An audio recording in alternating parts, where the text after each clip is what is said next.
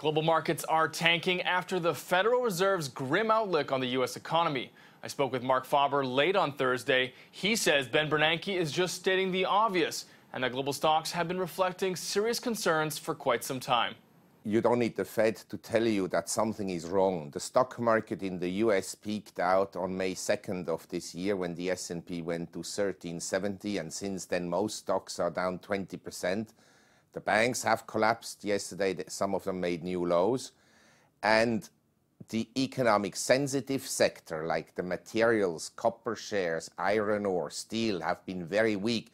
So you don't need the Fed to tell you that something is wrong with the economy. The stock market is telling you globally that something is awfully wrong.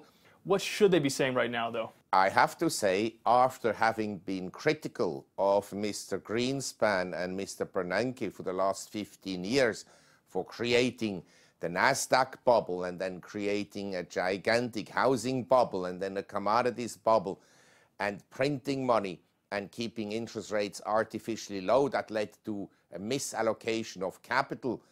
At least this time around, Mr. Bernanke did the right thing. You may debate the technicalities of shifting their assets from short into long-term bonds. I think one of the problems will occur sometimes in future because, let's say, the Fed had only 30-year bonds. And a time would arrive when they should increase short-term rates due to whatever, weakness in the dollar, or inflationary pressures, or rising, sharply escalating commodity prices. It will be very difficult for them to increase short-term rates because then the bond market will tank and they'll have a huge loss on their balance sheet. Sure. But let's put it this way. What they said yesterday is better than what they've said for the last 12 years. Can they keep saying that, though? I mean, if we saw the sell-off on the reaction to that. If we do see a sustained sell-off, are we going to see QE3 pop out here? Yes, for sure. Let's say my view has always been if the S&P drops to around 900 to 950, we'll get QE3 for sure. But one thing, I mean, investors are looking at the stock market and at stocks overseas, and it went down yesterday sharply. But on the other hand, I'm very happy because the dollar went up. I think for the US it's more important to have a strong dollar than to have a strong stock market. Sure, well, and that's up about 5% in the last 30 days. Yes. Is that sustainable, though, Mark? Yes, I think the dollar will continue to rally, not because it's a desirable currency, but because it's better than many other currencies are. And I'd also like to mention, in my view, we don't know yet for sure why stocks have been this weak over the last 3-4 months.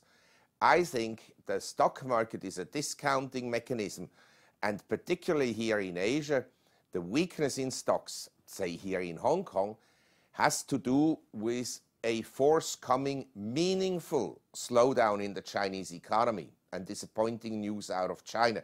Because if we define a bubble as excessive credit growth and artificially low interest rates, then China has had a gigantic bubble.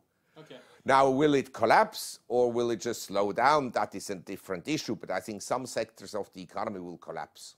Assets like gold presumably going a lot higher. How high could gold go? Well, I'm not sure. I think gold has had a big move, and recently it became very overbought. And dollar strength means, like in 2008, that global liquidity is contracting. And when you have a contraction of global liquidity, it hits, say, industrial commodities a lot, it strengthens the dollar, it hits asset prices. And in 2008, the gold price didn't go down, but the gold shares went down a lot. And so it is conceivable that somebody will say, okay, copper is down, say, this much, and gold is still relatively high. I'm going to take some profits on my gold positions.